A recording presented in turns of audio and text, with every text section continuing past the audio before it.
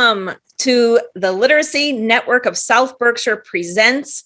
My name is Leigh Doherty, and I'm the Executive Director of LitNet, based in Leigh, Massachusetts. Today, this is episode 6, and we are focusing on LitNet's 30th anniversary celebration. LitNet was founded in 1991 at the Leigh Library. We'll tell you more about that in this episode. And this year, 2021, is our 30th anniversary, and we're gearing up for an amazing celebration, which is why we're here today to tell you all about it. We will be hosting our celebration at the Berkshire Botanical Garden on Saturday, September 11th, from 3 to 6 p.m. It's a new venue, so that's news. We moved from a home in Stockbridge where we're going to have it to a larger venue, the Berkshire Botanical Gardens, which is absolutely beautiful and a perfect place to host our wonderful photography exhibit, which we'll tell you more about today as well. The good news and the bad news: good news for LitNet and bad news because we want to welcome as many people as possible, is our Saturday, September 11th event is sold out. We're full up. People are all coming and enjoying the exhibit and music and food under the tent, coming to enjoy the gardens. We have added a second day, Sunday, September 12th.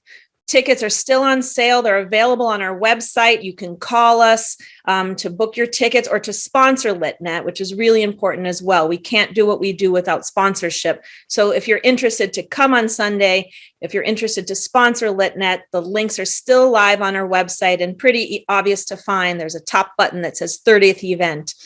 So please join us. Please contribute to us. We're very grateful. On Sunday, the photography exhibit will be open for view. There'll be food and snacks under a tent, and you're welcome to enjoy the gardens, full access to the Berkshire Botanical Gardens. So bring a picnic, bring friends. Again, tickets available online. So today we're just going to tell you a little bit more about LitNet, about why we're excited to celebrate our 30th event, and some of the special features that we've prepared for this celebration. So I'm just going to quickly introduce my colleagues who are on the call today, and then each of them will say a bit too. So we have Merle Duskin-Callis. Did I say your last name right, Merle? Kalis. So Merle is our board president, the LitNet board president. We have Amanda Jaraka, who is our development and communications associate. So Amanda's here today. Leslie Schatz, who is a board member, is here with us today. And Leslie's going to talk about a very important feature of our exhibit, a wonderful book. And we have photographer Julie McCarthy, who really is making the joy of this event possible today. So I'm going to start with Merle to just give some words about LitNet, where we are in time and place, and some thoughts she has about this event in LitNet. So, hi, I've been the president of the board for just about a year and a half now. Before that, I was the chair of the development and marketing committee. And we decided several months ago when we were planning this event to celebrate our learners, because we were started 30 years ago and our byline is transforming lives. But we would like to tip our hats to all our learners, because in fact, we say transforming lives, but it's not LitNet that transforms the lives of our learners. It's the learners, their effort they put in, their dedication, and their time. We were started 30 years ago, basically as a reading program to teach people who had adults who had been through the school system and yet failed to learn to read. And that was our initial mission. But over the 30 years, we've been so flexible as to morph. And currently we are a large percentage of ESL learners, and we're represented by over 30 countries and over 30 languages. A large part of our program is in ESL, most of it. And we've also, 2 years ago, added a scholarship fund, the Cater Family Scholarship Fund, donated by Matthew and Hannah Cater. And that funds all the legal and administrative costs on an ability to pay system for our learners who have been here, who have their green cards and are who are now ready to be citizens. And I'm very, very proud to let you know that about 20 people have come through the program or are coming through the program. And between 2019 and 2020, we made probably 12 new citizens. And we're so delighted in that. Anyway, so this celebration is about our learners. And we thank so much our community who supports and continues to support our organization. Wonderful. I wanted to highlight too that a big part of why we have the Sunday event now is because we wanted to make it open to our learners. The story, they're their stories, it's about them, and we wanted to be as inclusive as possible. So generous donors have allowed us to have tickets available for learners to attend our event. Some will come on Saturday, some will come on Sunday, and on Sunday they're welcome to bring their families. So learners are invited at no cost to attend this wonderful exhibit. And now we'll get into the details of the exhibit. So we decided what a better thing to do to celebrate 30 years than to tell some amazing stories about amazing people who, as Merle mentioned, they came to LitNet. They made the first step to change their lives, to transform their lives. So we have 16 stories of, you'll see represented in photographs of people whose lives have been transformed through their own hard work and through partnership with our amazing volunteer tutors. So I'm going to actually go to Julie McCarthy, who is a Stockbridge-based photographer and who very generously donated her time and talent to us to take photographs. So Julie, tell us a little bit about your, why portraits? Why is that your choice as an artist? Basically, I love people, and I love people and their stories. So what really appealed to me about this project was the combination of the learners' stories and my portraits. I each complement the other. Mm-hmm. And Julie, your work is in black and white, beautiful, old-timey black and white in the sense film. Tell us about your choices of that medium as well. I love black and white because it has an old-time feel, but also there are no distractions with black and white. Color, you get caught up in what people are wearing and the background, and black and white is just pure, and you can focus on the face. And I just think it's a more powerful way of showing a person's personality. Yeah.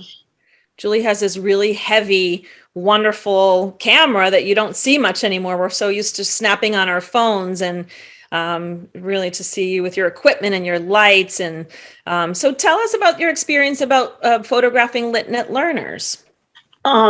First of all, it was a real honor to be part of this project.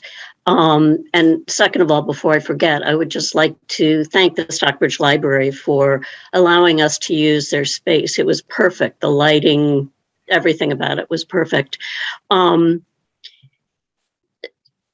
I've always known about LitNet sort of peripherally, and to come in contact with the learners and learn more about what LitNet does was wonderful for me. I mean, that was one of the true benefits. The people that I photographed were incredible, from families to individuals. And one young man was fascinated by photography, so I loaned him one of my cameras, and hopefully he will pursue it. But it was a wonderful experience, and the people just were so gracious. And as I said before, it was a real honor.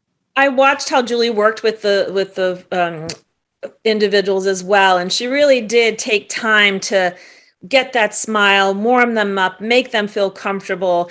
And there was an unfortunate incident that turned out also to be fortunate, where there was a film hiccup, and we had to have a few people come back to be photographed. But after those folks had left that day, Julie knew the photos didn't really work out, that a couple people hadn't relaxed the way that she had hoped that they would. Well, come to find out, those people knew too, they didn't feel right that day. They didn't feel like their photographs worked out. So we were able to take extra shots of them, and they were just beautiful and just really was different. So that idea of the relationship between photographer and subject, really, I watched in action how Julie does that, makes people smile, watches them, looks for their best side, shoots so many photographs, and then chooses really the right one.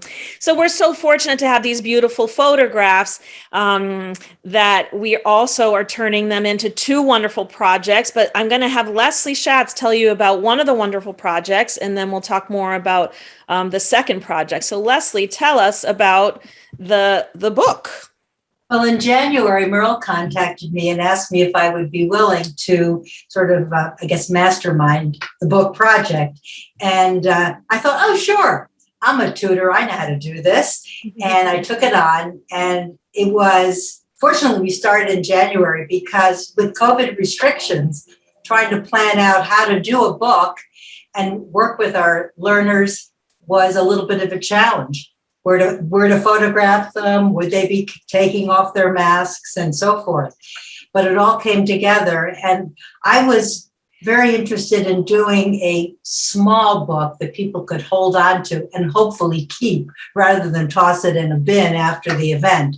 So I thought we could do something where we really, really focused on our learners and their stories, which Julie did, and which each learner did as well, because the idea of the book was to do a beautiful black and white photograph of the learner, but then ask the learner to write a story of how LitNet had transformed his or her life. And Amanda worked on that to a great extent. It was a challenge to get every story distilled down to about 150 words, or maybe it was a little bit more. And I've, of course, read all the stories, and over the weekend shared them with my daughter, and she was so impressed with how they expressed themselves and how beautifully the stories went with the photographs. So the book project, of course, would not have happened without Julie, who was so gracious and generous in donating her time. And it all came together. I think that Lisa Cavender did a beautiful job designing it, and it all came together. And I haven't seen the final product, but I'm assured that it looks beautiful. We need to get you that final project. We've seen a proof, and it's just beautiful, and it's off to print and coming our way, and we will be giving it to people who come to the event. It comes with each ticket sale. Books will also be for sale after the event, because we're also taking this wonderful exhibit and taking it on the road for the year. So after its debut at the Berkshire Botanical Garden on the weekend of September 11th and 12th, it will be hung in different places and sponsored by generous donors. It will travel to volunteers in medicine in Great Barrington. Merle and her husband are sponsoring that showing there. Then it goes to the Norman Rockwell Museum. Then it goes to the Stockbridge Library. It will be hung at the Berkshire Medical Center in Pittsfield. And we're in conversations with other local places, but we envision this show to travel for the year, to have soft openings along the way, to welcome small groups of people, to sell this wonderful book. So we look forward to being able to share that with you in the future, in the near future. And it's just a wonderful, the photographs are gorgeous, the stories are gorgeous. It's just really beautiful. And it was great teamwork that made this all come together. So we can't wait to share it. And speaking of teamwork, I'm going to speak with Amanda now about our donors, because again, none of this is possible without the generosity of our donors, and they come in all shapes and sizes. We've had, $10 donations at times and really generous large donations, and it all matters. So Amanda does our appeals and has coordinated the invitations and sponsorships. Tell us a little bit about what's been happening on the sponsorship front. Like you said, Leigh, none of this would be possible without the generosity of our donors. And we've had a really robust response to sponsorship for this event, which, of course, we're really grateful for. It's been a strange year. So just really heartening to see individuals and businesses really come out and support us. And really, our lead sponsor at the top of the list is Greylock Federal Credit Union, they've just been incredibly generous with their sponsorship. And of course, we're thrilled to be honoring John Bissell and Gloria Escobar.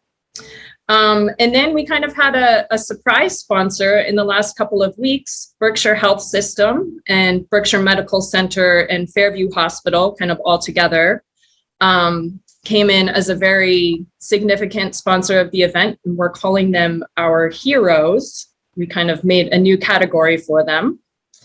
And I just wanted to name a few of our individuals who've been our champion and ambassador sponsors. We have our very own Merle Kalis, along with her husband, Leo, and Deb and Bill Ryan, and Terry and Doug Cooper, and Pamela and Andy Breslin.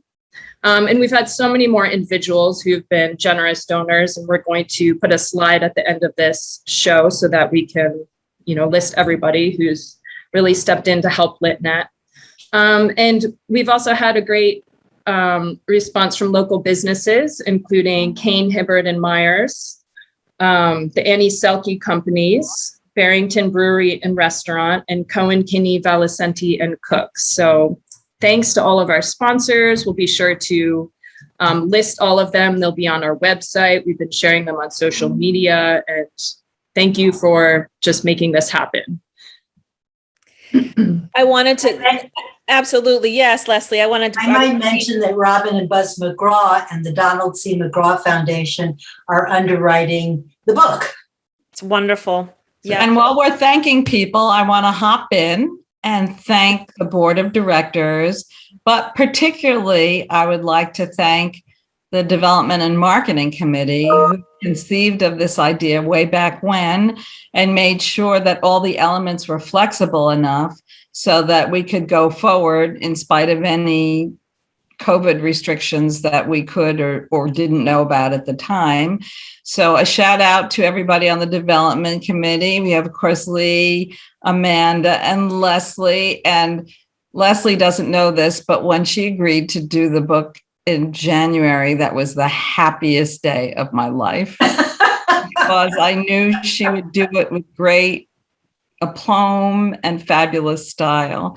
So shout out to the committee members, Amanda and Leigh, of course, Dana Audia, our party planner, our event planner, who turned on a dime when we needed to switch the venues, Eric Federer, of course, our Leigh, Lenore Sundberg, who is the best proofreader in the world. She did such a great job.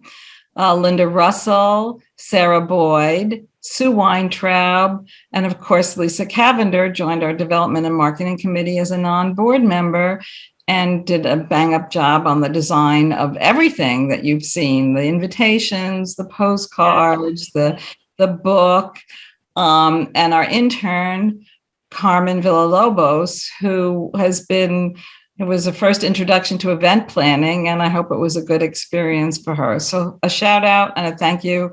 I would like you to know that our board of directors donates 100% to LitNet. So before we go out and ask anyone for money, we want to let it be known that everybody on our board donates to LitNet, and we are so grateful to our board, our committees, and our larger community, because we really don't get any big government support or large foundation support.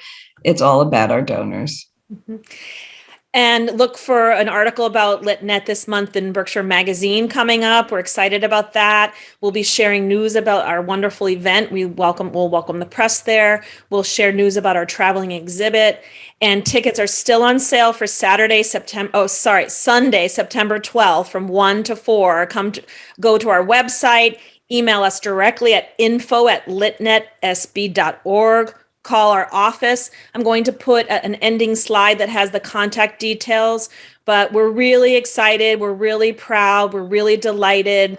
I think it's good to note too that one of the founders, Zoe Dalheim, who's 87 years old, will also be in attendance on Saturday evening. And it's just been such a pleasure to get to know her. And she's so humble about what's the big deal. She started this. What's the big deal? Well, the big deal is it's 30 years later and we're still serving a need. And it just takes one person to make something get started, but it takes a team of people to get things done. So thank everybody on this call. Thank you all to donors out there, tutors, potential tutors, and community members that just care about LitNet. We're extremely grateful and we can't wait to celebrate 30 years together soon. Okay. Thank you, everybody. Have a wonderful day.